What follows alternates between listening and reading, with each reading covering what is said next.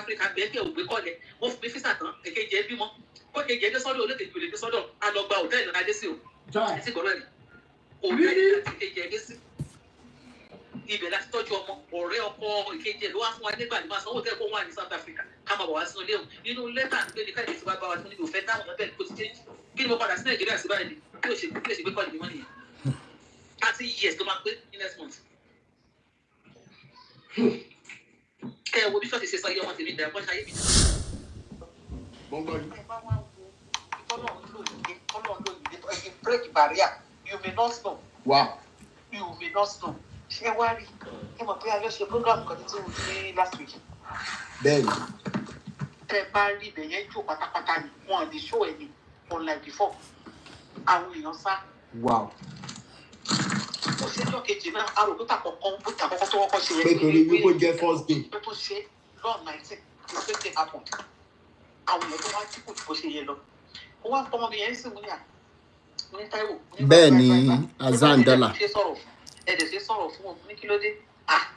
Ó ní kan ti bá dájú àwọn òun ní kí ló dé? Ó ní dájú kan fi pèsè pé àsìkò tó yẹ kí wọ́n dúró tì ó làwọn èèyàn fi hàn sílẹ̀ pé out of àwọn èèyàn tó ń wá síbẹ̀ ni ó ní bíi 6 ó ní kò má sọ̀rọ̀ ó ní 40% lọ. Chai. Ó ní 40% ọ̀rọ̀ alẹ́ ni mo sọ fún yìí o. Ọ̀rọ̀ alẹ́ yìí ni o. Pé ó sọ fún àwọn tó yẹ kó dúró tì ó pé kó lè yẹ kó rí bẹ́ẹ̀ this time tó yẹ kó dúró tì ó wọ́n fi hàn sílẹ̀. Mo ní kì í ṣe ọ̀rọ̀ ìyàwó ẹ̀ nìkan kọ́ ló fà. Mo ti ìyàwó ẹ̀ náà fà. Olùkọ́ táwọn náà ń gbà lọ ẹwọ́ tó kọ́ síbẹ̀ kéèyàn kọ́kọ́ lọ yáwó òun lọ fi kọ́ ṣọ́ọ̀ṣì sínú Jesus City yẹn lọ gbà lọ. Mo sọ mọ́nà gbà kárí. Bẹ́ẹ̀ni ó sọ mo gbọ́. Sọ́nà wa burú tó yẹn náà ní ká ló máa yáwó. Níbi ẹwù àwa tá a wà lẹ́yìn òdìǹsì ìyá mi. Ṣé ẹ believe pé tí system Nigeria bá work more than 80% àwa tá a wà lábroadì ilé yá o. Ilé yá o. Ṣé ìlú ìbáyàn lára mu? Ìlú ìbáyàn lára mu. Àgbà kámú ni. Ó tiẹ̀ tó UK ti tọ̀dọ̀ yín yẹn. Kò dáa rárá ẹ má jẹ́ kí n tàn yín. Ìgbà míì nǹkan wá ṣẹlẹ̀ ní UK ní bíbá ilé àìpẹ́ ìjọ́sì tí mo lọ. Èyí kò yóò bèèrè pé máa tó ní church yẹn white ni. Surgeon doctor ni. Kò yẹ yìí. Church yẹn dẹ̀ tóbi tí ì ṣe kékeré àwọn àdúgbò la pọ̀ bẹ́ẹ̀ ju àwọn òyìnbó lọ. Last week Sunday máa yẹn ó lọ step down from the church kí ọlọ́pàá ní kó lọ máa wàásù káàkiri ni. Wow. Body believe it. Ọlọ́run ẹ bá lè ẹ lọ́wọ́ East Gate Church in Kent plus East Gate Church kẹ́nà program wọn ó lọ́lọ́ ní kó step down pé òun dẹ̀ fi church yẹn sílẹ̀ nìyẹn òun fẹ́ lọ́ máa ṣe evangelism káàkiri olórí church ló dá sílẹ̀ o. Wow. Ó wá gbélé àwọn kan lọ́wọ́ àwọn kéèké tó jẹ́ àwọn tó tún dàbẹ̀ ni pé wọ́n tún ní spirit ọlọ́run tó wà nù wọn ó dẹ̀ gbélé wọn lọ́wọ́ ó dẹ̀ ní òun ti lọ́tọ̀ nìyẹn imagine. Bàbá àti sọ táìtì wọn pariwo táìtì rẹ̀ wọn sọ wọn tẹ̀ gbọ́ fún ìyẹn tó kọ́. Báwo lè ṣe é láti máa lọ ṣọ́ọ̀ṣì lẹ́yìn lè débẹ̀ lọ́jọ́ kan kéde parí kúrò lébẹ̀ tẹ́kù wọn oúnjẹ ti wà ní rẹpẹtẹ o fẹ́ mu tíì ni o fẹ́ mu drinks ni o fẹ́ jẹ bisikíìtì everything is set. How many man of God ṣáájú bóyá step down láti ọtún sí náà pẹ̀lú ẹ̀jẹ̀ yẹn ó fẹ́ kú sórí oyè wọ́n tó transfer ẹ̀fọ́mọ wọn ni. Bẹ́ẹ̀ni. Ilé ò transfer ẹ lọ wo máa sẹ́ẹ̀dì léèkì ẹ̀sìn ní kẹ́ ẹ lọ wo last Sunday gbogbo kan wo ni pé sẹ́jọ́ kan tó wà ẹnìkan ló step down fún yàn kan. Kò sígbà tẹ máa ṣe program yẹn Mr. Rosimi omi máa ń follow you máa ń sun ẹkún ni because kí ni ti affect àwa náà ju bó ṣe yẹ lọ. Bẹ́ẹ̀ni. Ó affect me seriously. Ọ̀rọ̀ church CAC wọ́n gba wọn lọ́wọ́ mi for the past 12 years ní ìfojú kan wọn mi báyìí. Exactly ìta lọ́yìn náà ni má yẹ kí n gbà. 12 years. Mi ò fọmọ tí mo fi inú mi bí ìbejì ní. I have Táíwò, I have Kẹ́hìndé. Kẹ́hìndé ibi tó ti tó wọlé oníṣọ́ọ̀ṣì CAC nígbàdàn ní ìbùkún ṣọ́ọ̀ṣì yẹn. Wọ́n ṣe kúrọ́ fún bóyá àti ìlú àwọn fámìlì ẹ̀ ló ń ṣe nìyẹn. Bó ṣe bọ́ á nìyẹn. Ọjọ́ tó 12 years mo ti rí mo ta tẹ̀lé 12 ta 14 years tó máa 13 years tó máa gbé ní next month báyìí ní kọ́ni. Ṣé ẹbí kan tó gbé kọ́ọ̀lù gbogbo àwọn tó tọ bàbá wọn ti kú àwọn ṣe gbúdọ̀ àdéjọ́ 30 èmi ni mo dọ́mọ tọ́ ọ̀hún. Oh my God. Mo dá àwọn ọmọ ìtọ́ fúnra mi lọ́nà bá mi tọ́ wọn. Ó dẹ̀ dàgbà tán ló bá lọ wọ ṣọ́ọ̀ṣì kan ní CAC Ìbàdàn yẹn náà ni mi ò morúkọ CAC mi ìmọ̀ pásítọ̀ náà ibẹ̀ ni wọ́n ti fún lọ́kọ̀ ìyókù ẹ̀ CAC ni ṣọ́ọ̀ṣì tó ń lọ CAC ni wọ́n sọ gbogbo ẹbí ẹ̀ ló ṣe nìyẹn ọmọ yẹn wá sílé lọ́jọ́ kan láti skul ló bá ní mọ́mì mo ní ẹ̀ ó ní òun fẹ́ lọ sí pàtí mo dẹ̀ ní kó wọn mú aṣọ fún aṣọ ìkejì òun náà kó dáa tó fẹ́ wọ̀ òun fẹ́ mú òun dẹ̀ ti bá Táíwò sọ̀rọ̀ níbi iṣẹ́ Táíwò ní kó wá mú aṣọ kò ní òkè wọlé kó má aṣọ ibi tọ́lọ̀ ò ti fẹ́ràn ó wá wọlé ó dẹ̀ kó bímọ ó tọmọ kan lọ́wọ́ ọmọ ẹ̀ àkọ́bí ẹ̀ ọmọ yìí ò jọ mọ́ kò jọ ọmọ jẹ́ kí n wò ó gbà yẹn ní ní Olúwa ọmọ yìí ò jọ ọmọ 4 years lọ sí 5 years lọmọ yẹn ó jẹ́ kí ìyá ẹ̀ wọlé tán ó wọlé bá tán bá ní grandma mo ní yẹsẹ̀ ó ní don't mind my mommy o my mommy said I should not tell anybody we are going to South Africa mommy is not going to any party ọlọ́run lẹ́nu wa rẹ̀ ṣé ẹ̀kọ́ yóò dágbére fún tó lọ South Africa. tó fi lọ. 12 years èkejì ẹ̀ wá fẹ́ bímọ ó wá fẹ́ lọ bímọ South Africa àwọn èèyàn wá bẹ̀rù pé lọ́mọ tí òpè mi tí kò sọ fún mi kó lọ bìbẹ̀ ọmọ tó yẹ pé gbogbo wa gbogbo àti èkejì táwọn jẹ́ kí wọ́n jọ bí wọ́n jọ kan náà kò sí ẹbí kankan kò rẹ́ni bọ́dí tẹ́ bá gbé kò ní gbé kọ́ ni. ìyá mi kú kò sọ pé ẹ̀pẹ̀lẹ́ bẹ̀ ni ìyá mi tó tọ́ pé àgbókò ní oṣù mi ìyá mi ló tọ́ bàbá mi kú láàrin oṣù 3 síra wọn bẹ́ẹ̀ yóò pè mí kó bí mi lérò. ṣé ti rí i pé mo wà justified lórí ẹkún tí mò ń sùn lórí social media nípa nǹkan tí damage tí church ti ṣe mà ṣe ti rí nsìn. wọ́n bà nǹkan jẹ́ especially àwọn CAC yẹn ni wọ́n kò kọ̀ bànújẹ́ fún wọn ni ìgbà tó wá ní pé nìkan ni mò ń ṣe wọ́n ní wọ́n tó yẹ pé mi ni mò ń ṣe àwọn gbogbo ẹbí ló ń ṣe wọ́n ló bá lọ ṣọ́ọ̀ṣì kan ló bá lọ pé nìkan tó súnmọ́ mi ní last 3 months ló bá ní àti Dásọ́lá ẹjọ́ gbọ́ dádì mi ṣé dádì mi wà ní ẹgbẹ́ kankan kan tó kú ìyẹn ṣe kí mọ́mì wà láyé lọ́bí mọ́mì léèrè wọ́n ṣe kúrọ́ fún pé àbẹ́ẹ̀ tó ti kú ló tó ń ṣe yẹn. ṣé láti ìgbà kan ti wá jíṣẹ́ yẹn fún ṣé láìjì fún ẹ̀ wá change títí tẹ́lẹ̀. gbogbo ọmọ tá a dẹ̀ wá bí gbogbo ayé wọ́n wá da onìkan dá yẹ́ ò kú díẹ̀ káàtó bẹ́ẹ̀ ayé ò change. ìyá mi àgbùdọ̀ dákẹ́ rárá àgbùdọ̀ dákẹ́. ẹ gbọ́dọ̀ dákẹ́ o Ọlọ́run ló yí o Ọlọ́run ló yí bó ṣe ń pẹ nìkan lẹ́kún ló pa wà kan lẹ́rìí because kò sígbà tẹ padà lọ àwọn pásítọ̀ yẹn màá rántí ọmọ tí mo fi inú mi bí. tó ń sọ dọ̀tà ní. pásítọ̀ tó dẹ̀ CAC nìbàdàn yẹn wọ́n ń pè ní pásítọ̀ wọ́n ń pè ní adé tó jí mi ò mọ máa yẹn kan ní orí máa yẹn rí tó dẹ̀ mú ọmọ yẹn wọnú ibi tí yẹn kó mú wọn tó dẹ̀ parí iṣẹ́ fún tó next month ló máa pé 30 years ló ti fojú kan bí ọmọ yẹn kò pé anybody kò dẹ̀ ẹ bá pè kò ní gbẹ́kọ̀ ní. 30 years àbúrò ìkejì ẹ̀ta jọ mọ́ ọlọ́jọ́ kan náà kò pé rí àwàdẹ̀ láńtọ́ gbogbo wọn ló tọ́ pátá àbúrò mi tó tọ́ nìbàdàn òye náà ọ̀dọ̀ ẹ̀yẹ náà gbé gbogbo àtọ́wà ní sukùl kò rí yẹn o gbogbo àwọn àbúrò mo Samuel mo ti rí yín ẹ káàbọ̀ níbolẹ̀ wà tẹ́lẹ̀ mo Samuel níbolẹ̀ yà sí níbolẹ̀ lọ. ìfáàtì olóhùn gbàdúrà kí n kún gbà táwọn èèyàn wá sọ fún mi kó n prefer ìbálẹ̀ ti kún ọ̀tá mi ìbá ti kún ẹ sì gbọ́dọ̀ ẹ̀ ibi tí ṣọ́ọ̀ṣì tó ń mú tọ́ba yẹ̀ ẹ̀jẹ̀ díẹ̀ ẹ kó ojoojúmọ́ ni mò ń sọ pé bí èèyàn bá bímọ kéèyàn dẹ̀ tọ́ ọmọ láti bàbá wọn kú ó wà ní primary 5 ni mo ti ń dá sọ tó fi wọ táìṣó láàrin ibẹ̀ ló ti wọ ṣọ́ọ̀ṣì o ṣọ́ọ̀ṣì CAC ní o ìyá ọkọ ní bí mo ṣe sọ fún yín pé tọ̀ wọ́n wá tẹ̀ tọrọ òkú ọmọ ni wọ́n tọrọ àyè ọmọ ìyá ọkọ òpè bí ọmọ òpè bí o ó rẹ̀ ti bímọ fún wọn. ká lè ní details àwọn passport yẹn lọ́wọ́ ni kẹ́ ẹ̀ bá fún mi. ká lè ní details wọn lọ́wọ́ ni ẹ̀ bá fún mi.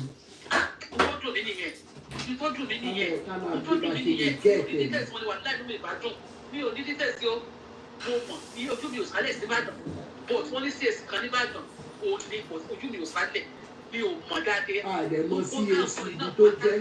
tó fi lóyún tó fi bímọ wà láì wọ́n jẹ́ kí n mọ abiyamọ náà àwọn ìtọ́ tó sọ fún mi pé kò lè dá bẹ́ẹ̀ abiyamọ jẹ́ lọ mo bá ti pè wọ́n á mọ̀ bàdàn dáadáa lọ́tọ́ tó mi lọ lọ́tọ́ tó lè gbé mi lọ mi ò mọ ilé wọn gan ẹ sì gbọ́dọ̀ ẹ̀. nǹkan ti bàjẹ́ ní bó ṣe yẹ lọ ṣùgbọ́n ọmọ mi lọ́wọ́ pátápátá wọ́n bá yọ ọmọ yẹn jẹ́ àdúgbò kó sùn wà àbòjẹ́ kó rẹwà. gbogbo àwọn ẹgbẹ́ nobody kò fẹ́rẹ́ anybody o nìkan ló dáyẹ̀ ṣe. ókè mo ní ókè wọ́n lè mi burú mo ti disciplinarian mi mo burú ṣẹ́ẹ̀kejì ẹ burú àwọn ẹgbẹ́ méjì tó àwọn ẹgbẹ́ wọn burú àwọn àbúrò mi burú èmi nìkan kẹ́nà tó mi fi yòó dá ṣé gbogbo ìyá mi ló tán ọgbà tó kún lé fún mi tọkọ mi tó tán ìyá mi bá mi gbọ́ àwọn ẹ̀ sọ́dọ̀ fọdún méjì ọdún mẹ́rin ìyá mi tọ́jú wọn gidi gan ìyá mi kúkò sọ pé ẹ̀tọ́lẹ́ sí màmá ẹ̀tọ́lẹ́ sí bàbá yìí this is a nice girl tó tó ní kó jẹ́ ìtẹ́jú ní kó jẹ́ sí èsì when you are sọ pé ọmọ aláàánú gidi ni ọmọ aláàánú kò ní kéèké kí ló wọ ṣọ́ọ̀ṣì tí àwọn ìyá ọkọ̀ sí èsì tán náà wọ̀ tán ti jí fíṣọ̀ rí bàbá sí wọn àti dúdú káyìndé àti tẹ́ ẹ bá gbà tí mo lọ tó wá kí ní South Africa tẹ́kẹ̀ di ẹ̀dùnmọ́ tí mo lọ àmọ́ mi ẹ̀ má bínú mi ní ṣerú ẹ̀ mọ́ bàbá dé fún mi torí mo ní kò ní wọ nínú àpọ̀lọpàá fún mi ìfẹ́ rí mo fẹ́ wá South Africa gbẹ́gbẹ́ ògbé kọ́lẹ̀ wọ́n fún mi físà tán èkejì ẹ bímọ kó kejì ẹ dé sọ́dọ̀ olókejì olè dé sọ́dọ̀ a lọ gba hòtẹ́ẹ̀lì náà dé sí o ẹ sì gbọ́rọ̀ ẹ̀ hòtẹ́ẹ̀lì àti èkejì ẹ dé sí ibẹ̀ láti tọ́jú ọmọ ọ̀rẹ́ ọkọ ìkejì ẹ̀ ló wá fún wa nígbà tí máa sanwó tẹ́ kó wà ní South Africa ká máa bọ̀ wá sínú ilé òun nínú lẹ́tà ń gbé ní káyọ̀dé tí wàá bá wa tí mo níbi òfẹ́ táwọn ọ̀nà bẹ́ẹ̀ kó ti change kí ni mo padà sí Nàìjíríà sí báyìí kí ló ṣe gbé kọ́ọ̀lù mi mọ́ nìyẹn 30 years tó máa pé ní next month. Kẹ wo bí ṣọ́ọ̀ṣì ṣe sọ iye ọmọ tèmi dà wọ́n ṣe ayé mi dà so ní kọ́ńtàkì kankan ní ẹ̀jẹ̀ tí bá tiẹ̀ ní mo léyàn Ìbàdàn tó lè help wa ní information kankan tó lè help wa. Ẹ má jẹ́ kí n tàn yín pé bá ní màá fún yín. Thank you Gorilla Boys Gym. Mi ò ní rárá torí gbogbo ìgbà tó bímọ yìí kó ní mo wà. Okay. First tag ní ilé mi tí mo wà ní first tag.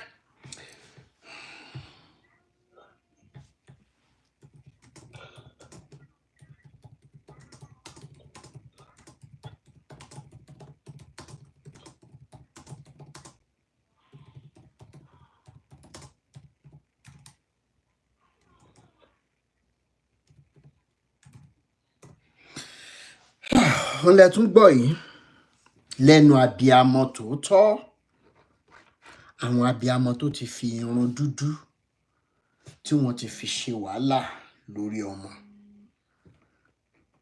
kí abiyamọ mọ̀ tún wá ní ìfọ̀kànbalẹ̀ lẹ́yìn ìgbà kan ti ṣe wàhálà lórí ọmọ tán lọ́jọ́ dídágbé lọ́jọ́ dídáfà lọ́jọ́ tí ìyá yìí fi ebi sùn nítorí ọmọ náà tún pọ̀ o ẹ̀wọ̀n tí CAC pastor ṣe fún wọn. Hello Mr. Yaya Balogun mo wà lórí live nsìn ṣe fẹ́ dá sétò. Ọ̀pọ̀ alágbà yá mo kàn fẹ́ dúpẹ́ lọ́wọ́ ẹ̀ pẹ̀lú gbogbo akitiyan tó ń ṣe. Mo appreciate you. For the awakening honestly eléyìí tó sọ láàárọ̀ yìí tó jẹ́ pé ó múnú mi dùn gan-an. Bẹ́ẹ̀ni sá. Òfin ẹ̀yìn fẹ́ sí nothing orúkọ ẹ̀ ṣe mọ̀ pé àwa Yorùbá ti sọ àṣà wa nù.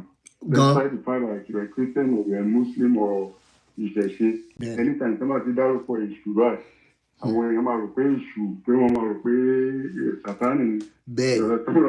Bẹ́ẹ̀ni sá. So inú mi dùn pé you are enlightening everybody including the learned people among us. Bẹ́ẹ̀ni sá. So I can't wait for nothing orúkọ bọ̀bọ̀ tó wà níbàdàn yìí kó pe ẹ̀ sí program ẹ̀ so that you be able to enlighten more people. Anytime you go to Nigeria, even I think you can do it all online too. Okay, talent you. Okay. Program. Okay. I want you to explore to talk to that guy. He's a very intelligent guy too that promotes our culture and tradition. So èṣù kìí ṣe Sátánì kò ń ṣe evil but àwọn èèyàn ti sọ that nǹkan mi. So and I wrote an article yesterday when I heard you talking about èṣù is not Satan. And I will send you that article. I will send it to the Guardian too so that it can be published widely. And I reference you there too. You understand what I'm saying? Okay. So I'm so happy. I'm so happy that you are waking a lot of people up who want soon. But now we are going to introduce our own what? That's for long boy one to because ẹni tó bá ní èrò àròjinlẹ̀ dáadáa tó nírònú I'm okay. You don't hate anybody at all. You are motivated by humanity, and then I like that. For humanity, religion Nigeria is for humanity down. Not to son. One very time, Muslim bá máa sọ̀rọ̀ báyìí, tó bá máa sọ̀rọ̀ nípa Christian, pẹ̀lú hate lọ sí máa sọ̀rọ̀. Ó tẹ̀lé máa fẹ́ yín sí ẹ̀ o pé bọ̀dá ẹ̀yà kìnnìkan kan tó jẹ́ kí irọ́ ní gbogbo ẹ̀ tó bá dẹ̀ máa tí bọ̀dá ẹ̀yà náà máa sọ̀rọ̀ nípa àǹtí Rachel irọ́ ní gbogbo ẹ̀. Bẹ́ẹ̀ni.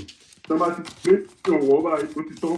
But in those days tó jẹ́ pé nígbà tá à ń grow up ṣe bí ẹ sọ tán sí pé tábà wà ní class tí a bá fẹ́ jà wá the moment tó máa ti lè dárúkọ family tó ń fún family ẹ̀ báyìí nǹkan kí bẹ́ẹ̀ ni after orí feed láti máa pàdé nígbà tá a bá close àmà ìlà yẹn máa báyìí ìjà yẹn ó máa le bẹ́ẹ̀ ni ọjọ́ kejì o bẹ́ẹ̀ láti bú bàbá mi àti bú ìyá mi bẹ́ẹ̀ ni sà bẹ́ẹ̀ ni. So I'm so happy that God is using you.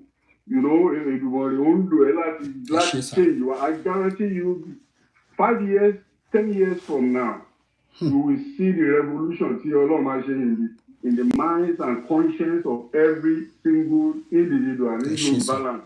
I'm telling you, not to talk of the whole, àwọn Igbo tẹ̀ tí jára wọn kúrò ní bẹ́ẹ̀ni wọ́n ti padà sí ẹ̀sìn wọn everybody. Do you understand what I'm saying? Bẹ́ẹ̀ni. Hausa náà the same thing. Hausa they have their but we tó yẹ pé àwọn atájẹ́ Yorùbá we have lost our conscience, we have lost our values, we have lost everything. Ordinary person ní sọ òyìnbó ní Amẹ́ríkà tí mo wà ń bí mi ò à ń sọ English òyìnbó la máa ń sọ fún àwọn ọmọ wa. You understand? Kò sí ọmọ wa tí ò gbọ́ Yorùbá àrídìrí ìka bíbí gan. You understand what I'm saying? Bẹ́ẹ̀ni sà. So inú mi ń dùn gidigidi pẹ̀lú nǹkan tó ń ṣe má jẹ́ kí anybody threaten ẹ pé this and that o pé o sí nìkan pé o kì í mọ èèyàn tó fẹ́ tí ní ẹ̀ bá mọ́. Bẹ́ẹ̀ni. I'm telling you. Bẹ́ẹ̀ni sà. Pé o kì í jà lórí ẹni tó bá mọ́ because Yorùbá náà ló sọ pé ìka tó bá ti nà ká kan báyìí ìdílé méjì pọ̀ ó máa bá ìwọ tó sọ bàbá tó sọ̀rọ̀ lẹ́ẹ̀kan nígbà tí ẹ kọ́kọ́ bẹ̀rẹ̀ program. Bẹ́ẹ̀ni. Arúgbó òun lẹ́sìn sí program. Why am I message tí mo send sí ọ̀dà kìíní ẹ pé bàbá yìí agbẹ́kẹ̀ òjò ni owó ti di agbẹ́kẹ̀ bẹ́ẹ̀ni mo rí bẹ́ẹ̀ni bẹ́ẹ̀ni sà. and gbogbo bẹ́ẹ̀ rẹ̀ títí dórí ọ̀gá wọn pátápátá gbogbo wọn ẹ̀rù ń bà wọ́n sìn ẹ wọ multi-spacious theatre ilé tí ọ̀gbẹ́ni Oyèdépò tó ń rówó kọmọ́ ni àwọn èèyàn ti ń wake up now. Wọ́n ti ń wake up wọn ò dẹ̀ fẹ́ yọ lára owó tí wọ́n ti kó pamọ́ wọn ò fẹ́ yọ ń bẹ̀. ìjọba ń sọ̀rọ̀ lánàá pé Elon Musk ló donate kí Elon Musk ó mọ̀ pé pásọ̀ yẹn exist ní Nàìjíríà kí Elon Musk ṣe Christian ní ṣe Elon Musk is a atheist now so kò believe ní gbogbo òṣìṣẹ́ káàkiri yẹn. Bẹ́ẹ̀ni ẹ ṣé sir. Thank you so much sir. I commend you for everything you are doing and I know definitely you are going to succeed because everybody is waking up. Bẹ́ẹ̀ni. Thank you so much sir. Wọ́n gbọ́ everybody gbọ́. I'm really annoyed with you because you are in Arizona and we have never met. Ẹ má bínú mo ṣe settle down ni ẹ jẹ́ kí n settle down fún iṣẹ́. And you are here and I don't even know you. Ẹ má worry èmi ní máa sọ fún yín tí n bá ti ready. We need to see as soon as possible please. Kò sí problem mo ń settle down fún ti iṣẹ́ lọ́wọ́ ní oríṣiríṣi training. Okay. Yes sir. No problem. All And right, if you need any assistance in acclimatizing to Arizona weather and everything, let me know so that we'll be able to guide you and all that. All right, sir. Thank you so much, sir. Really appreciate, sir. All right. Yes, sir. Yes, sir. Yeah. Bye. Hey. Family values. Ẹ jẹ́ kí n kọ́kọ́ mọ̀ gbé Lady B. No, Sister Adeola Ogundipe ṣe wà ńbẹ̀. Adeola Ogundipe. Adeola Ogundipe ṣe wà ńbẹ̀. Okay. Ẹ jọ̀ọ́ ẹni tí Sister Adeola ṣe wà ńbẹ̀. Ẹ jọ̀ọ́ gbogbo ẹ̀yin tẹ́ máa send request tá máa gbé sókè tí ẹ ní sí need fún ẹ má wulẹ̀ send request. Lady B ṣe wà ńbẹ̀. Okay, Godfather. Ẹ káalẹ́ bàbá mi.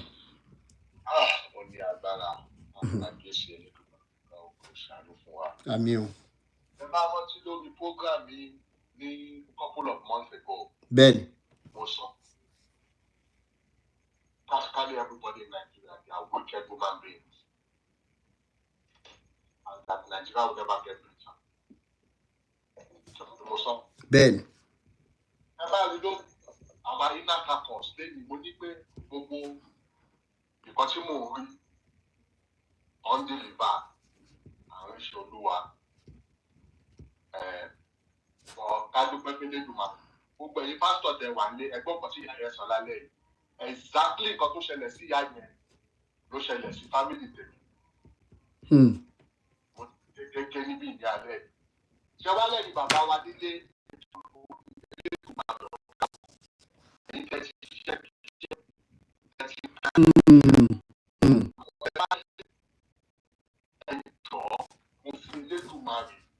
mo fi nature, mo fi alpha and omega, the beginning and the end, mo fi gbẹ̀yìn ní alẹ́ yìí.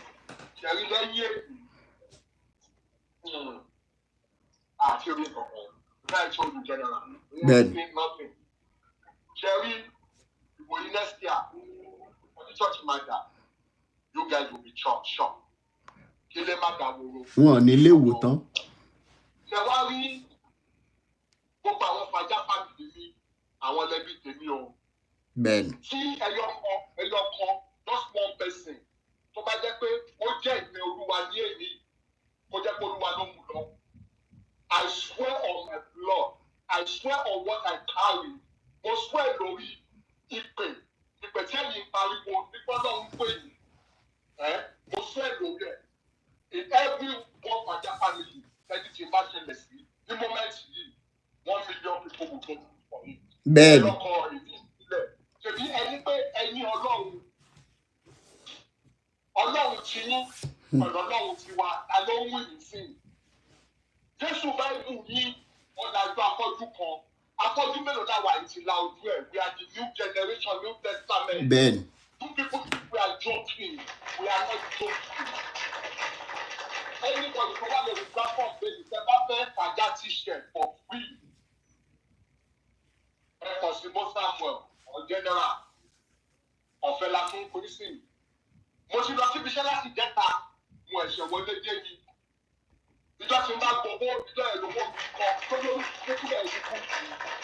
Àmọ́ ń ta ní fọ́. Ẹ̀jẹ̀ ń ṣe pé àgbègbè náà ṣe bí. I earn over 8 million every month. Kí ni mo fẹ́ jẹ kí ni mo fẹ́ mu? Àwọn èèyàn wà Nàìjíríà tó sọ́pà. Ẹ̀yin olórí pásítọ̀ ẹ̀ wá gbọ́ síbí. Ẹ wá máa sọ̀rọ̀. Ṣẹ̀rí jíjà. I'm going to pronounce judgment on you. Alẹ́ wa mọ̀ ló ọ̀rọ̀ tó wà lẹ́yìn oṣù bíi wọ́n ní báyìí àṣìṣe làìjà nínú báyìí táwọn àwọn ẹni tó máa tẹ̀. General, láti bá tí mo ti mọ̀ ní tí mo ti ń bá yín sọ̀rọ̀ is there anything I swear to do tí kò wá sí mi ṣe. Bẹ́ẹ̀ni. Wọ́n ti mọ̀ lọ́rùn. Àní àwọn àtẹ̀wò ya iṣẹ́ èèyàn lásán we are living angels màláìkà ni wá. We are not normal human beings. Kò sẹ́ni kò sí ẹni tó bá déyàn lọ́hùn tó wà lórí ayé lẹ́yìn tó lè normal. Because the corruption, the slavery all over the world is just fucking too much. Ó ti pọ̀ jù. But at the end of the day, we shall see. This is judgment time. Bẹ́ẹ̀ni. Látọ̀lá lọ, máa rí ṣolúwa, káwá wo Ọlọ́run ti yí, pẹ̀lú Ọlọ́run fàájà, káwé ètò máa wí. Ẹ máa dé tó lọ fún general, one number. Yes sir, bàbá. Gbogbo ẹ̀yin tẹ́ ẹ bá fẹ́ round t-shirt yẹn tí wọ́n ṣe síta látọwọ́ RDF partners ẹ mọ̀ kàn sí Mo Samuel ní gbogbo ibi tẹ́ ẹ bá wà ní Nàìjíríà ẹ mọ̀ bá wọn chat wọ́n mọ̀ respond sí yín ẹ̀yin tẹ́ send message tẹ́ tún ní pé wọn ò tí respond sí yín wọ́n busy ni ẹ mọ̀ pé iṣẹ́ yóò easy Mo Samuel máa kàn sí yín ẹ má bínú. Lady B ṣe wà ń bẹ̀. Daniel Ekale. Yes. Ẹ kú ètò. Ekale gbogbo ilé o. Mo ti máa ń tẹ̀lé yín for quite a while, but today mo ní time láti join yín lórí WhatsApp. Ẹ ṣé. So mo ń gbọ́ audio to play earlier, but mi ò gbọ́ láti beginning àti bẹ̀rẹ̀ kan mo ti join.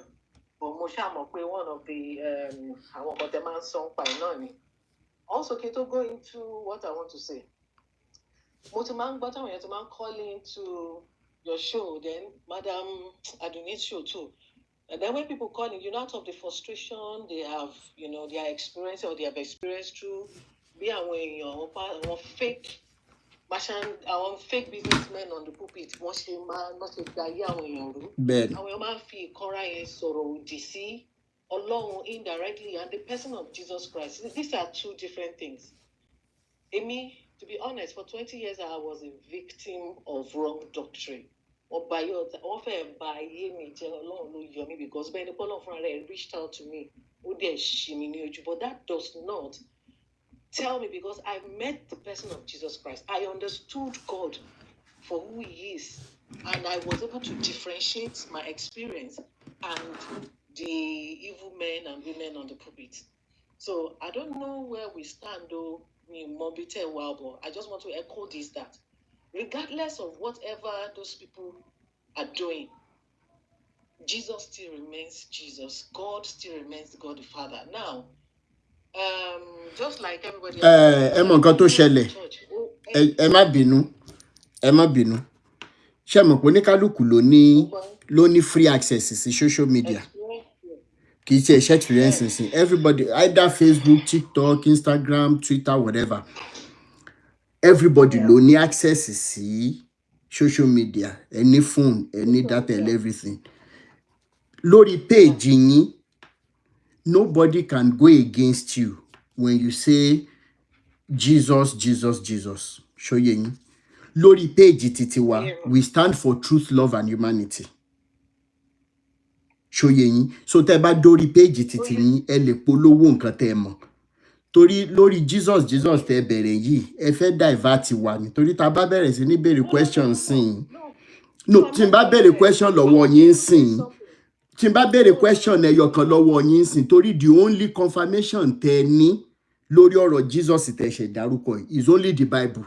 Am I right? Of course, yes. Now, as far as that Bible is concerned, lórí foundation tẹ́ ní tẹ́ fi confirm pé Jesus is real. Tí n bá béèrè àwọn questions kọ̀ọ̀kan lọ́wọ́ yín lórí ẹ lè dáhùn. Which I'm very sure.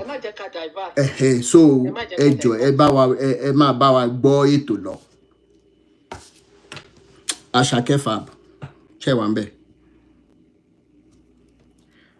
Olúṣẹ́gun, ẹ jẹ́ máa bá wa power tap. Ẹ jẹ́ máa bá wa power tap. Ẹ jẹ́ máa bá wa power tap. À ń fẹ́ jẹ̀kùrú kó tán láwo, ẹ tún gbọ̀n owó ẹ̀ sábọ́. Tẹ́ ẹ bá ti mọ nǹkan tí wọ́n ń ṣe lórí page ẹlòmíì, ẹ má wulẹ̀ lọ send a request. It doesn't work. We don't want to make it agitate. We don't want to agitate today. We are setting people on truth, love, and humanity. Personal experience yín nípa Jésù yín, ẹ lọ mú sápò ara yín.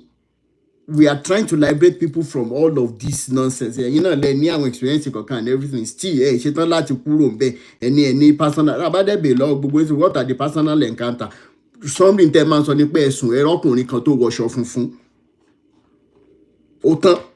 And these are the brainwashing, these are the madness láti kó sí wa lórí as Africans. If the only thing tẹ́ máa ń sọ nìyẹn, mo rọ́kùnrin kan wọṣọ funfun wá ṣọwọ́ báyìí wá ní pé máa bọ̀ torí Mount Zion ti ba ayé wa jẹ́. Ẹ jẹ́ ká respect ara wa. Mo try láti jẹ́ ká mọ̀ fi respect kún tá bá ń ṣe. Ní tẹ́ bá gbàgbọ́ tó bá ti yàtọ̀ sí truth, love, and humanity, ẹ jọ̀ọ́ ẹ mọ́ gbé wá. Ẹ jọ̀ọ́.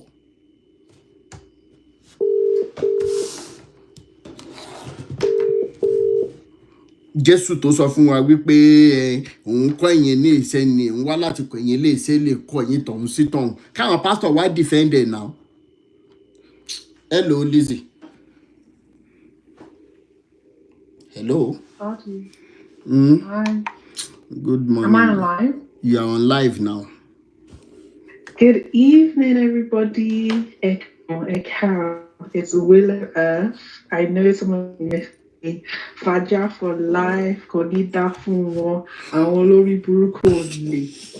First of all, I want to tell Bishop Andrew I'm very angry with him.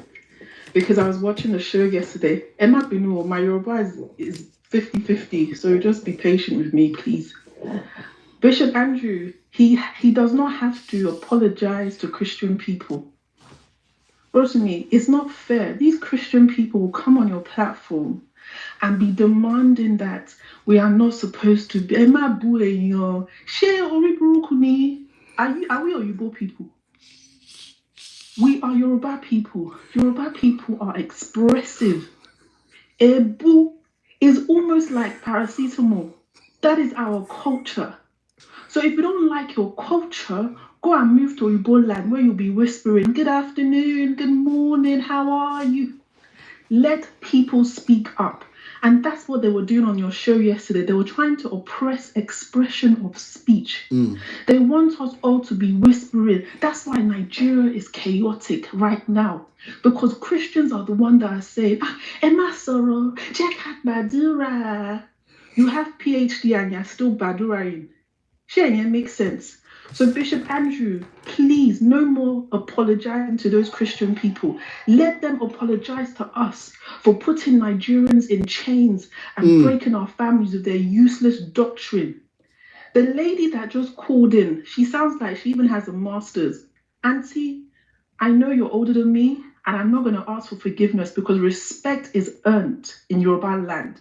And that's why we bow down to our elders, because they have paid the price. You new elders, Shane Koko, how dare you call on the show and tell Rotimi that there's good Jesus, there's good pastor. Are you blind? Are you blind? Have you been to a fucking hospital in Lagos, to a children's hospital? Can you go into a children's hospital in Lagos and say, oh, the God that speaks to me, heal these children? If you can do that now, I will sell my house and give it to you. But you can't.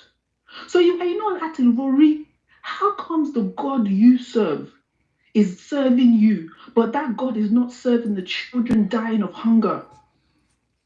Explain that to me. So you are better, Abi. God is answering your own prayers. So why isn't that same God answering the prayers of children who have not eaten? Children at Jegule, children in Ojodu Bega, children in Ibadan, Tijo, they're eating bread and water. Do you know what the fuck that is? In 2025? That people are eating bread and water?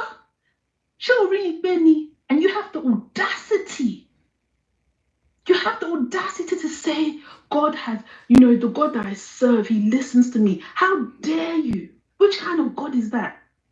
That's the selfishness of religious people. They think they are special.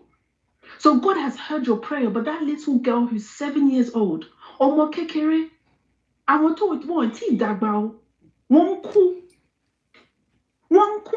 Nítorí pé cancer, nítorí pé kidney failure, liver failure. Why is God not answering the prayers of children, but he's answering you adults? What makes you special? Selective adults. Nothing, because there's nothing like it. So use your head. You have masters, you have degrees. Religion is a personal thing. It's not something you impose on people. There's no such thing as Jesus, and you're a bad woman. You're not even ashamed of yourself. How dare you? How can you be a Yoruba woman? Me? Or you baby? It should be even me saying Jesus is real. Me that grew up in Oyibo land, I should be saying Jesus is real. No, you people that grew up in, how can you grow up in Yoruba land and you're saying Jesus is real?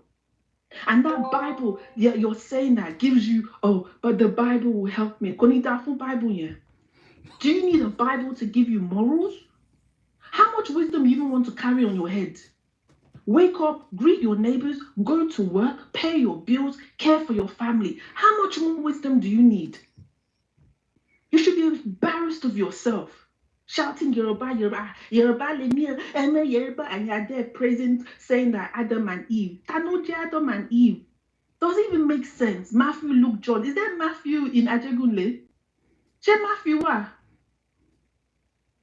Lastly, I want to finish and say this. The elder, mommy that called and said that she hasn't seen her daughter for 12 years. I want that story to be an example for the mommies and daddies that are listening to me. I come to you, mommy and daddies, humbly. Because me, if I was a mother, I will fight for my children. I think sometimes what happens in the Nigerian community, there's so much pressure on us as a community to be rich, to excel. You know, everybody wants to have the Range Rover. Everybody wants their children to go to private school. Everybody wants to live in 10-bedroom house. So there's this pressure is affecting how parents are able to be parents. And you see that Olori Buruku religion that will now tell you, I am the head and not the tail. If you are the head, who is the tail? If you are saying you are the head, that means your neighbor is the tail, Abi. You see how evil your heart has become? That religion that will tell you that, oh, don't tell anybody when you're going through things. Come to pastor, come to church. You see how you become depressed? You see the depression in that? Does that even make common sense? You are going through something in life. The Eledumare has given you a mouth to tell people what you're going through, but your religion will tell you, don't tell anybody, be quiet. So these are the things that will now affect you as a parent, because you'll be overworking yourself. You cannot tell your wife, see, let's sell the house, let's downsize, take the children from one private school. Okay, let's go to a local school just for 2 or 3 years. Let's save our money. But you see, the pride, religion gives you pride, because religion tells you should be lying to yourself. I am a conqueror. I am a conqueror. That's the songs that Mama sing from morning to night. You're not no conqueror. You are a human being. You are not special. Get that out of your thick head. You are not special. You pay taxes. You pay bills. You die. Your children will be sick. It is part of life. You are not special. So until you understand that, confusion will continue in your families. Parents, your children need you. Summer is coming.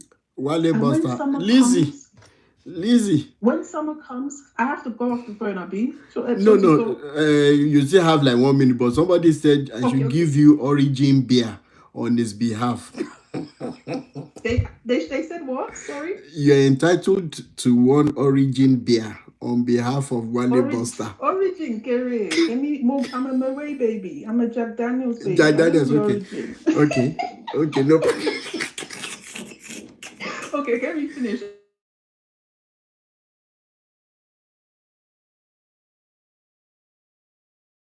Children know what my money. What my something, I see church summer program. That is where they'll be touching your children. That is where they'll be telling your children nonsense doctrines. Keep your children with you. Your children are a blessing. Fathers, be involved in your children's lives. Do not give your children to these churches. That is where the abuse will begin and end. Parents, Nigerian parents, Yoruba parents, you matter. You are needed. We need you so much as children. But these churches will disconnect you from your children. They'll tell you, am I worried? And something else they'll say to you, they'll tell you that the summer camp is free. That's how the church will now catch you up. Oh, free. And you know Yoruba people, you like free things. So everything free. So be very, very careful. Please protect your children. I'm begging you. Thank you, everybody. Thank you, Auntie. Thank you so much for that.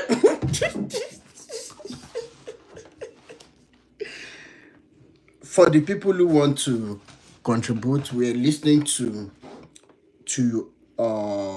experiences and the things you have gone through in the hands of pastor. That is why we're here today, and we still have almost about 1 hour 30 minutes to go on today's program. And if you're joining us on YouTube, on Facebook, the WhatsApp number to call in to make your contributions is +234 8092906250. And if you're just joining us, the program is From the Horse's Mouth. I will bring up a finest papi Kesariba Wasoro. Eshe. I greet everybody. RD team of slogan Faja. Team is slogan. Kini slogan. Ma respond àbí tá bá ti sọ Faja a máa wá bóyá ká tó parí ètò. I need this because tá bá kọ́kọ́ wọlé báyìí ó yẹ ká Faja ó dẹ̀ ká ní bá ṣe máa dára wa lóhùn. Àwọn èèyàn ti ń gbọ́ báyìí kí wọ́n bá wa kọ́mọ pẹ̀lú nǹkan kan tó máa. Ẹ suggest bá ṣe máa kíra wa tá bá ti pé Faja ó ní nǹkan tá máa fi dá wọn lóhùn tá máa fi dára wa lóhùn. Bẹ́ẹ̀ni. So we will think about that. Now, sorry, before me, I don't have any story to share right now, but I have something for you. And I've requested for the WhatsApp number with which I can quickly reach you. Okay. I have something important, very important. Okay, sir. It is about this movement, and it's about how to, for the progress of this movement. Okay, sir. Very, very important. Okay. Okay, that's aside. There, Joe. There was a speaker earlier on who was making a point, and then was, in fact, the man who was asking you, Beko Losodo, co-explore program, Masoyibo. You know, I understand him, but he was tilting towards something that I need us to clarify. That this platform, this Faja movement, is neither a religious advocacy group. We are not pushing the agenda of any religion. No. Please. And then it is also not a cultural activism group. It is not about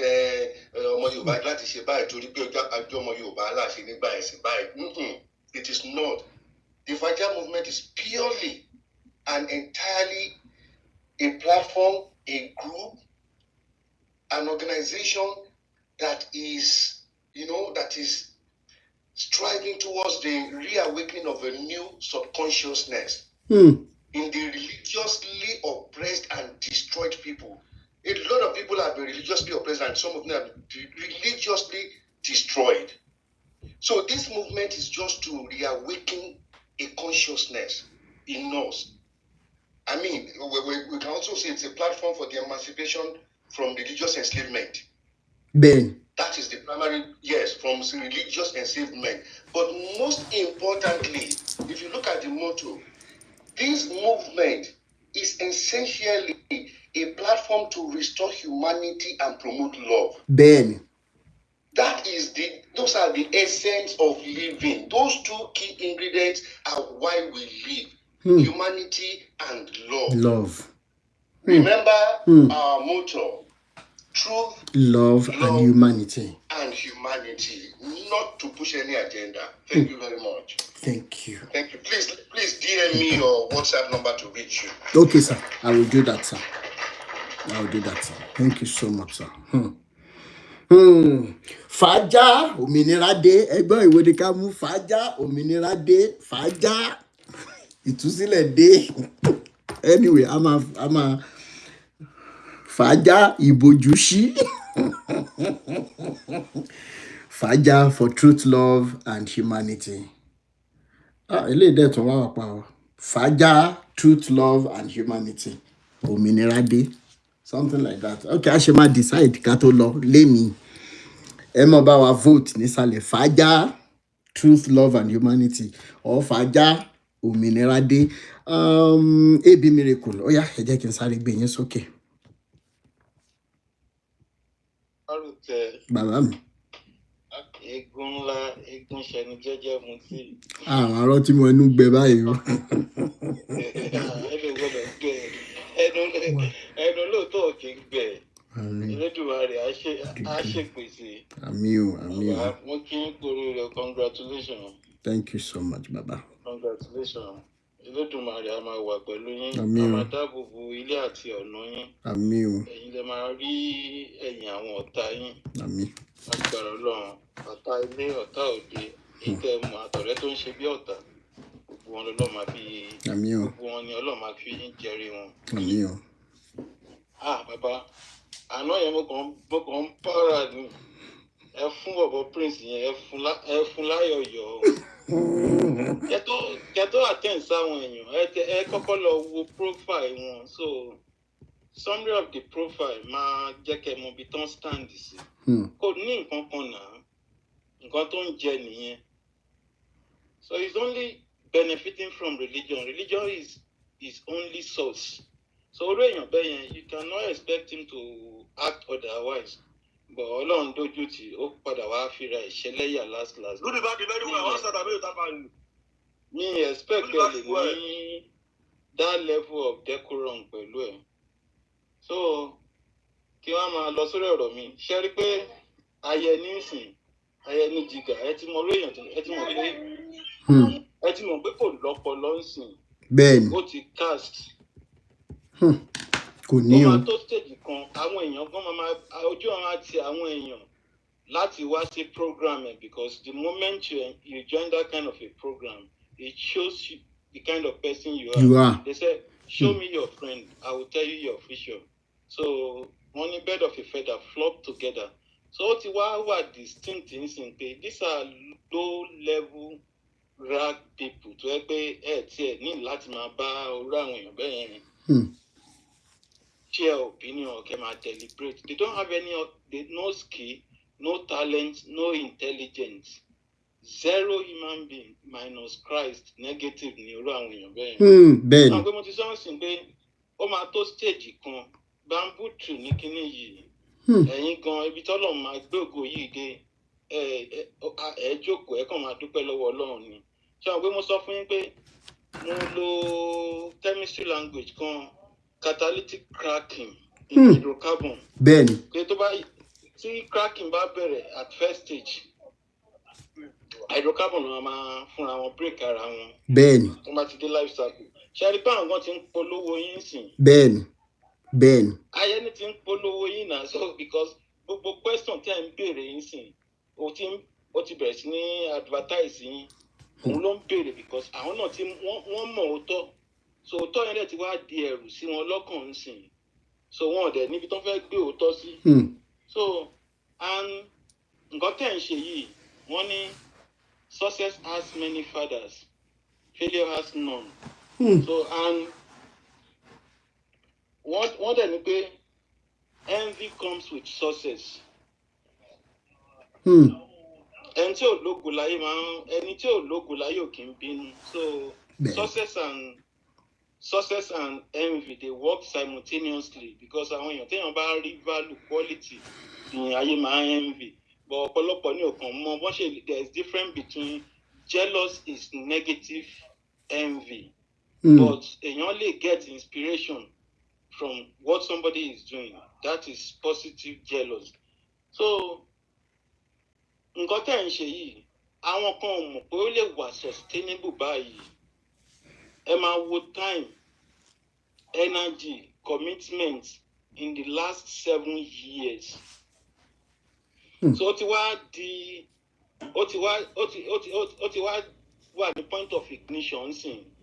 A lot of people will be feeling that I wish they were the one doing what you were doing because they never expected that glory will come with this.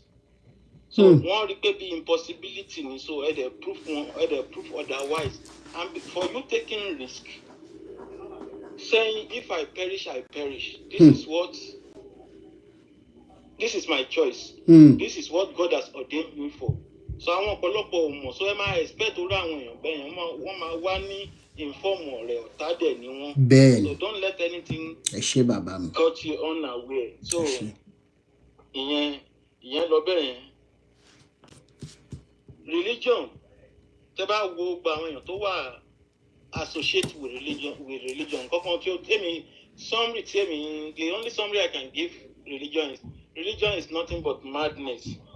Religions bring psychopaths. Religions bring sadists. The more religious people become, the more psychotic they become in nature. That is natural. Ṣẹ́rí gbogbo nǹkan tó ń ṣẹlẹ̀ yìí mi lè sọ pé bóyá ẹran ti ń gbà kan bóyá bíi 2014 or 2015 tí Facebook ló wà popular díẹ̀ nígbà yẹn tọmọ kékeré kan jáde ọmọbìnrin tó lóun rí Adébóyè Oyèdépọ̀ nínú iná. Bẹ́ẹ̀ni mo rántí. Mẹ́sẹ̀jì ọmọ yẹn mo rántí. go viral ń gbà yẹn. mo rántí. So àwọn èèyàn fi pé bóyá ọmọ yẹn hallucinate ni pé bóyá ẹ̀mí bẹ́ẹ̀ni. revelation ńlá lọ́lọ́run fún ọmọ yẹn ń gbà yẹn but àwọn èèyàn kàn shut ọmọ yẹn down. Bẹ́ẹ̀ni. kò dẹ̀ síbi tó ń lọ sìn kí ni yóò wà sustainable ó ti dé peak ẹ̀ so downward movement ti ṣẹlẹ̀ law of diminishing return ti setting bẹ́ẹ̀ni. So it starts diminishing. So nǹkan táwọn ọ̀dẹ̀ fẹ́ gbà nìyẹn idea lélẹ̀ tó ẹ pé time met ti dé kò sẹ́ni tó lè stop ẹ̀ kò sẹ́ni tó lè stop nǹkan tẹ̀ ń ṣe. Àmọ́ fẹ́ sọ̀rọ̀ gan sìn ó escape mind mi ẹ jẹ́ kí n. ẹ jẹ́ n ṣì mute yín náà. ṣe rí kí ní tẹ̀ ń sọ yìí Teba program here, you have a lot of professionals listening to you. Doctors, engineers, architects, name the profession. And program here could need age boundary. At all. Mo ti wà lórí program yìí tí over 70s don't relate pẹ̀lú nǹkan tẹ̀ ń ṣe. Bẹ́ẹ̀ni. So you don't need to care. You don't need to woo audience. Ayé mú òótọ́. Wọ́n ní the mind, the positive mind resonate together. So àwọn tó ń wá sórí program yìí, ẹni tó bá ti gbọ́ program yìí lẹ́ẹ̀kan, elevator speech lè make a program yìí sí. You don't need to say much before people will resonate. And so by the tea suffer abuse or pain, lọ́dọ̀ àwọn lórí burúkú yìí, wọ́n ní mọ magnitude nǹkan tẹ̀ ń ṣe láti ṣe bàbá mi. Ṣé àwọn èèyàn níyè. Ṣòro èmi tó jẹ́ pé I live with guilt every day of my life. Ṣé bí mo ti sọ ọ̀rọ̀ mọ́ mi fún yín? Mo ti sọ lórí platform yìí. Bí mo ṣe lọ ń kó 5k fún Adébóyè àṣà 2009, ìyá mi tó dẹ̀ yẹ pé tíṣà ní tó yẹ pé tó rán mi lọ sí school tó yẹ pé mi lè fún lówó.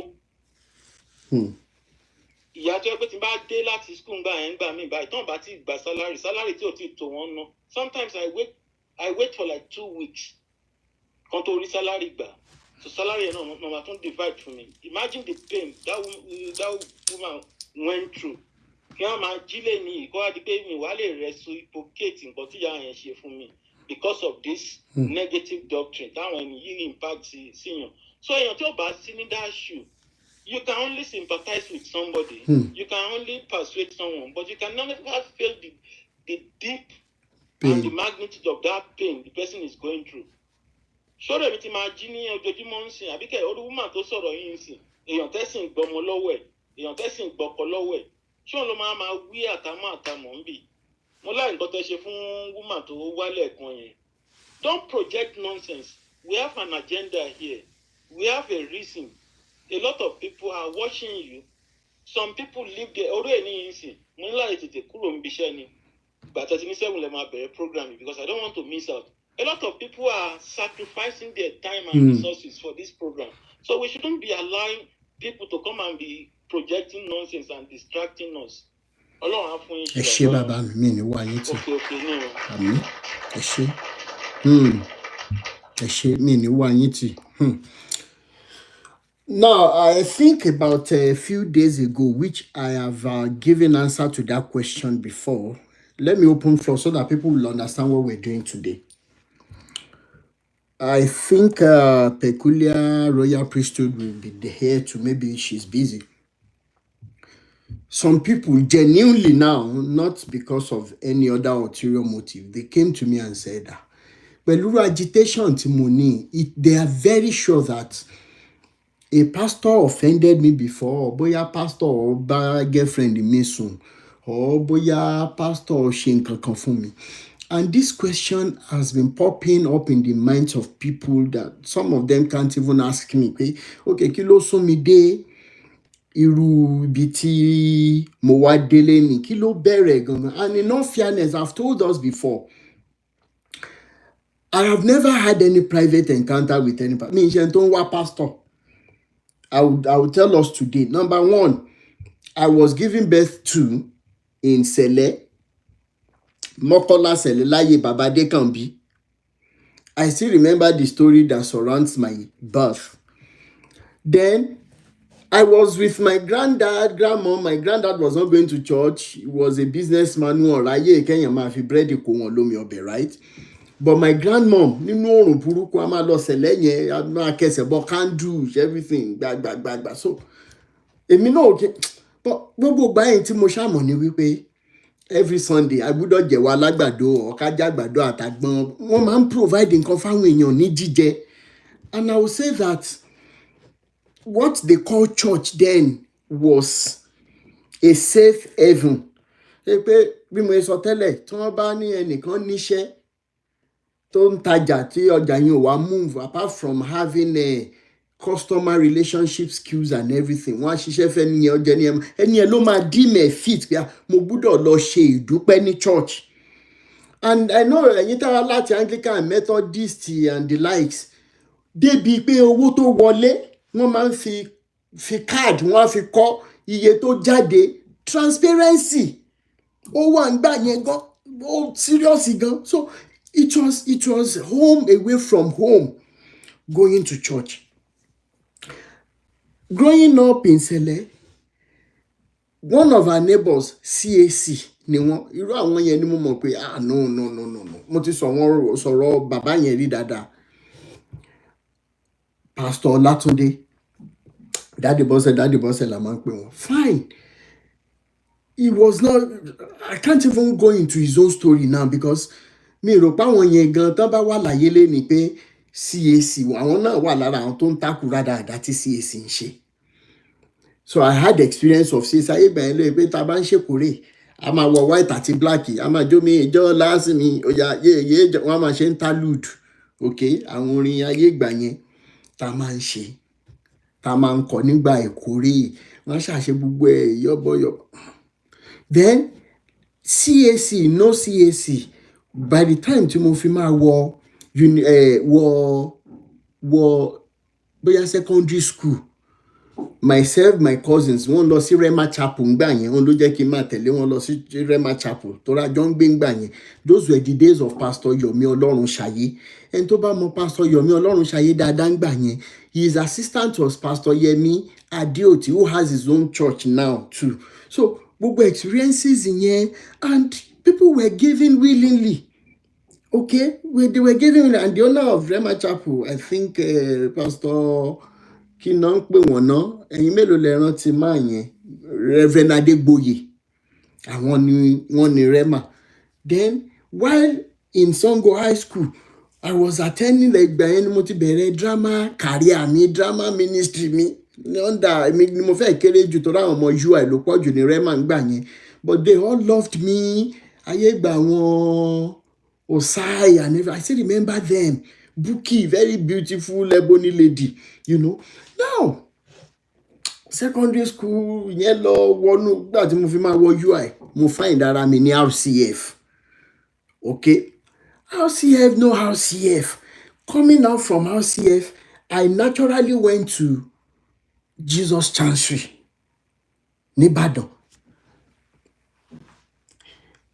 The only time tí máa ń lọ sí Ṣọlá Kọ́ládé tó bá ṣe anniversary ọ̀rẹ́ mi tí mo ló wà ń bẹ̀. So gbogbo àwọn experiences, they were not really bad experiences. But èyí tó dùn mí jù ni wípé while I was working, torí gbogbo àwọn ẹ̀kọ́ òdì, and they said Baba Adeboye still said something of recent, some of you ti rí lórí social media pé if you give God grudgingly, you are only wasting your time. Mo ṣe ń bọ̀ lórí ẹ̀. Gbogbo àwọn ẹ̀kọ́ òdì tí wọ́n ń kọ́ wa ń gbà yẹn ní university days, táwọn ẹgbẹ́ wa máa láwọn ń ṣe pápá, àwọn ń ṣe mama. These are all nonsense tó jẹ́ pé if we Nigerians truly mean business, we have to start making plans to be uprooting them from our academical institutions. I'm telling you the truth. Mo tiẹ̀ tún gbọ́ pé àwọn kan wọ́n máa ń ra mọ́tò fẹ́ni tó bá jẹ́ president. Wọ́n ra mọ́tò fún ẹni tó bá jẹ́, what nonsense. Àwọn yẹn náà wá ríra wọn bíi pé I don't know. Ìwé tí mo rí ní RCF ní UI, àwọn tó wà highly irritating. Ẹ wá rí tí president máa wá gbé rẹ̀ bí gbàtẹ́ pé kì í ṣe èèyàn mọ́ rárá. It's all nonsense, it's all garbage. So finally, ní ayé UI ngbà yẹn, torí àwọn tá ń gbọ́ àwọn ọmọ tó yẹ ká dìbà ngbà yẹn á dìbà. Mo tiẹ̀ ṣe débi wípé ọmọ kan wà tó gbé ṣẹ̀ǹgẹ̀jẹ̀ fún mi dáadáa, àtẹ̀bárọ̀ ọmọ ìgbà mi ní dárúkọ ẹ̀ tó ló ti marry. Nígbà tó wà 100 level mi ló gbé ṣẹ̀ǹgẹ̀jẹ̀ fún. Those were the days tí Gabriel Afọláyan tó wá ṣe diploma ní UI. Òun àtẹni tí tó gbà sílé ńgbà yẹn tó scott ńgbà yẹn whole school, òun àti bọ̀bọ́ yẹn mọ lady tí mo sọ, torí bọ̀bọ́ yẹn náà fún rẹ̀ fẹ́ ọmọ yẹn ò gbà fún, èmi ló gbà fún. A ti débi tá a ti fẹ́ ṣàyàn ara wa. Bóyá yẹn náà wà lára tó máa ń dùn mí o. so ọ̀rẹ́ mi tó ń gbé awo hall òun ní yàrá kan bẹ̀ privacy wà dáadáa aláyé mo ní match ìjọba mi fi key sí ibi tó máa ń fi sí mo ní òkè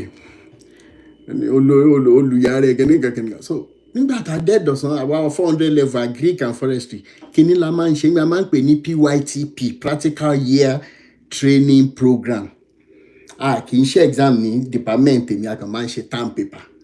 So one of those days a ti lọ sóko Lájíbọ́dé àti dé ẹ mọ kẹ́yìn méjèèjì mọ wòrà yín pé lónìí yìí a fẹ́ lọ dìbà mo ti múra lẹ̀ ẹ̀jẹ̀ ti ń gbóná àwọn tó kù ṣàníro tì mí bó ló ń kánjú lọ mo ní ara ní mímí lè dúró di òrùn ìmọ̀ òrùn ń ṣe àwọn tó mọ̀ pé mo fẹ́ lọ dìbà wọ́n ti mọ̀ la bá kúrò ní Ajíbọ́dé afẹsẹ̀rìn gbẹ̀gbẹ̀gbanú Ajíbọ́dé awọnú UI mo dé Zik hall mo ṣe nǹkan kan tí mo fẹ́ ṣe bí mo wẹ̀ ń gbé ọmọ yẹn náà lóhun ń bọ̀ láti ìdí aṣáàpàdé àwa lọ awo hall a ti dé awo hall tán àwọnú yàrá àlà ọmọ ìdẹ́ ọmọ kan mọ kìí síbẹ̀ ọmọ 100 level dẹni a ti ṣe gbogbo àyàn a ti gbé mi lé náà a ti gbé gàrí sẹ́gbẹ̀ẹ́ a ti wọ́ọ̀mù ọbẹ̀ àti light up jẹ́ wà ń bẹ̀ ní ọmọ tó kárì ní mi ní parọ́ ọmọ tó yẹ pé gbogbo àwọn escos yẹn gbogbo àwọn seniors àwọn starlight ó ń rarùn ní fellowship yẹn náà fẹ́ẹ́ kàkóyè yìí a ti bọ́ṣọ lójú eégún a ti ṣe a ti mọ̀ ó wá ku ẹ mọ gbogbo àwọn preamble tó rẹ̀ mọ́ máa tẹ̀yìn ọkùnrin tẹ̀ máa ń sáré lóbìnrin kìíní kan ẹ wá learn nǹkan pé ń foreplay a ti ṣe gbogbo ẹ̀ tán kó wá ku ká bọ́ sójú àgbàmú mi gan production gangan bí planting dẹ̀ ni ẹ̀mí mi ò gbé ni mò ń gbọ́ ohun oríṣiríṣi mo ṣe o ẹ mọ̀ pé tó bá ti dàsìkò gbà yẹn ohun méjì lẹ́ máa gbọ́ ìkan máa ní Rótìmí ọmọ ọlọ́ọ̀ ní ẹ ṣe mọ̀ pé drama member ní ẹ kíní kan tó bá lọ ṣe drama tí demon bá nẹ̀ ẹ́ kíní kan ẹ̀mí kejì ẹni kò sí nǹkan kan ṣe kò sí nǹkan kan àwa dúró nǹkan báyìí oríṣiríṣi ẹ̀rí níwájú ọlọ́run àtẹ̀yàn ọmọ yẹn gan lè ó possible kó ti rí profile mi kó máa wò toró mo mọ̀ kó sọ fọ́kọ ẹ̀ pé Rótìmí no do anything o those days when you think say me and Rótìmí dey socket up and down he no do anything o ó sọ fún mo wá sọ fún ọmọ ẹ̀ mo ní pé you know what you're in 100 level if we do this it might hinder you from going far in this university and if I'm in 400 level nígbà tí mo sọ fún yín o if I'm in 400 level I have only 1 year left to go if I truly love you I don't think we should do this because if we do it and you can at that time yẹn gan ọmọ yẹn gan virgin ṣì ni okay wọ́n á ní ó lè ṣe tó bá ti bẹ̀rẹ̀ sí ní ṣe tó lọ kọjú mọ́ wí ẹ̀ mọ́ I will blame myself wherever I am at the end of the day adẹ̀lẹ̀ má fẹ́ràn I'm telling you the truth ó dún ọmọ yín ojú tèmi náà ojú màlẹ́ òkúrò lọ tí ní nǹkan pọ́nlẹ̀ tó ṣe lèmbèlèmbè báyìí ti Bishop Andrew kò easy gbogbo ìgbà yẹn gan mo mọ̀ pé mo lẹ́rìí ọkàn mo kóra lẹ̀ ni o ara wálẹ̀ mo gbọ́ṣọ mo jẹ́ ká lọ mo dẹ̀ rọra fi kí ìpadà sí ibi tí mo fi sí ọ̀rẹ́ mi dìdìrìn tóun fún wa ní kọ́kọ́rọ́ tí ń pè mí lórí fóònù lórí tẹ́ bàbá ò ló ṣe lọ́mọ níwò ẹ̀mí mi ò gbé mi ìṣe jàre ó ní àbò lórí ibú nìwọ bọ̀bọ̀ ẹ̀ ń ṣe ó kàn wéèsì yàrá mi lásán àwọn tó fẹ́ ló yà.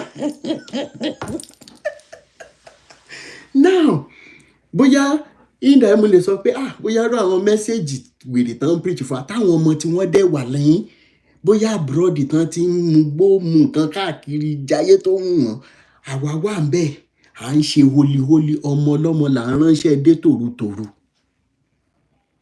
you don't understand finally a tún wá ṣe tán owó tá à ń pa ẹ jẹ́ kó gbé ọwọ́ wa ẹ jẹ́ ká lè fún òbí lóúnjẹ sọ́kẹ́ẹ̀tì náà tó tún jẹ́ iyọ̀ ayé torí tó bá yẹ pé sọ́kẹ́ẹ̀tì ò lágbára ju orúkọ Jésù yìí lọ, ṣáà pásọ̀ yín máa dìbò ọmọ ọlọ́mọ àti ìyàwó yàwó báyìí tán dẹ̀ tún gbé báíbù àti kírọ́ọ̀sì àti gbogbo ẹ̀ dání. Mo béèrè ní olórí burúkú yẹn á jáde ẹ̀ lẹ́ń dífẹ́ǹdì Jésù, ṣùgbọ́n wà ọwọ́ yín sọ wípé Jésù exist. Àwa tá a wá ń sọ wípé Jésù exist pẹ̀lẹ́nu, ìwọ ọwọ́ tiwa gan ló ń fògo fún Jésù yẹn tó bá exist. Ẹ mọ̀ Samuel, ó dùn ẹ̀yin náà, ẹ̀yin sì lè bá ara wa ti dàgbà bá irun funfun ti kún orí wa táyà ń dá ẹ̀ lánàá.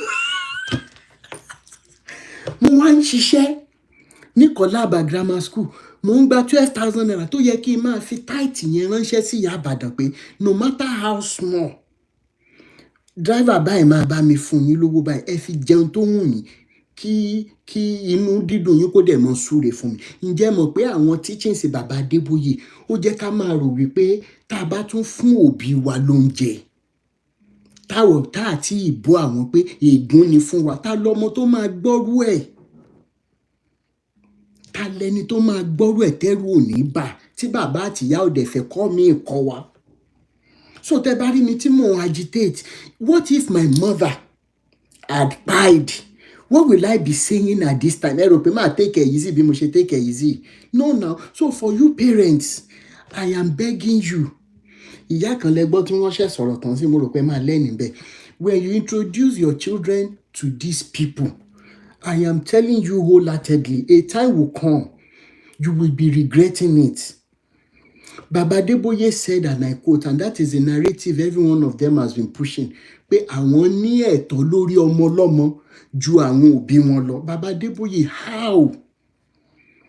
What account lẹ́yìn sanwó tẹ̀ ń gbà lọ́wọ́ àwọn èèyàn sí fún Ọlọ́run tẹ̀ introduce? Torí kì í ṣe Ọlọ́run òótọ́ lẹ́yìn introduce sáwọn èèyàn. That whosoever gives grudgingly unto God is just wasting his money. Tó bá yá wọn là ń bù yín, tó bá yá wọn ní à ń sọ̀rọ̀ ságbàlagbà, ṣàgbàlagbà nírú yín àbí ẹ̀ ń ṣe láńgbáláńgbá torí ọrọ̀ ayé. Ẹ jẹ́ kí epo ké bí epo, ẹ jẹ́ kí ẹyẹ ó ké bí ẹyẹ, ẹ jẹ́ kọ́mọ ènìyàn fún ọ̀bẹ. What Jesus is in the mouth of Baba Adeboye Oyedepo that you could amass so much wealth unto yourself using lies, using scam. At this current point in time, that your even your members alone, wọ́n ṣe é rí. How dare, how? Ẹ mọ nǹkan tó ń pè ní pé wọ́n múná lọ, ẹ mọ nǹkan tó ń pè ní pé kò sómi, ẹ mọ nǹkan tó ń pè ní pé kí iná má sì kẹ́fọn tún máa jẹyàn. Baba Adeboye, irú awo ọ̀dájú wo lẹ ṣe? Kí ni tó ń gbénu yín? Èmi ìfẹ́ mọ̀. Tó bá dẹ̀ jẹ́ pé bóyá ìdílé olòṣì tẹ́ ti jáde, tí ọ̀pọ̀ nínú ẹ̀yin pastors ti jáde, kì í ṣe ẹ̀yin nìkan lẹ wá láti ilé tí wọn ò lówó tó ṣe tà. Kì í ṣe ẹ̀yin nìkan, ẹ jẹ́ káwọn èèyàn tó jẹ́ philanthropist wà. And I've told us several times there are two end products of poverty. I am telling you, only two products, end product of poverty. Number one, the one that will say, you know what? Irú òṣì tó ń ta mí ìwọ Ọlọ́run tó bá lè mú mi já náà jọ kan. I will never allow anybody go hungry beside me. I will never allow anybody to go on empty stomach to bed. That is one end product. The second end product ni tó ń jarú àwọn Baba Adeboye yìí o. Nítorí ẹ̀ lànà wọn tó ṣe máa ń ṣe nígbà míì. The end product, irú òṣì tó ta bàbá títí wọn, àwọn parent wọn, tó tún jẹ́ wípé nínú ọ̀rọ̀ ẹ̀rù òṣì ṣì ń bá wọn. Àwọn náà fẹnu ara wọn sọ pé káwọn tó lọ school torí owó kò tètè sówó àwọn òde kí ń wọ bàtà. How can you say we should take it easy with such men? Tí wọ́n dẹ̀ mọ̀ pé ká làwọn. If some of us were not speaking up, báwọn Baba Adeboye ṣe máa jáde wá sọ pé sorry pé nǹkan báyìí yóò sì nínú Bible àwọn làwọn sọ. And yet look at how many millions of people ló wà lábẹ́ Baba Adeboye tí wọ́n ń gbọ́rú mẹ́sẹ̀gì bẹ́ẹ̀ yẹn. Mo ṣe fídíò kan lánàá, many of you saw it, tí mo ní Baba Adeboye irú àsìkò tó yẹ kójú máa tì yín jù lélẹ̀. Because so many people came to accept Jesus thinking that you know that Jesus. They were in millions before they joined you. Today, they are struggling to eat. Gbogbo owó wọn ẹ ti fi Jésù sọ pé kán dáwó, Jésù sọ pé kán dáwó, ẹ ti fi gba life savings wọn.